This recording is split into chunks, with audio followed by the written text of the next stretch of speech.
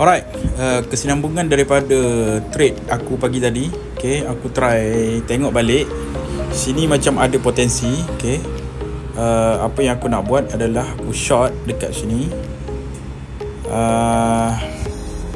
Apa ni, SL sini 1:1 lah. Risk reward dia 1:1. So ini aku prediction aku lah. Okay, entry point dekat 4128, SL 4146, TP dekat 4110. Alright, so kita tengok price ni. Price yang dekat sini dia naik ke tak ke atas, kemudian dia turun ke tak. Okay, jom kita tengok. A few moments later. Alright geng, Assalamualaikum. Ini adalah rentetan daripada trade nombor 2 hari ni, hari 10 bulan 11.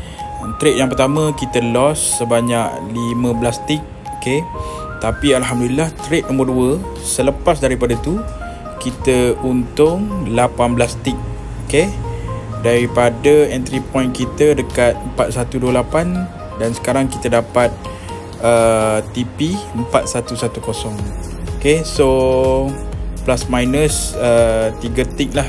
Okay, so 3 tick dapatlah RM75. Alhamdulillah.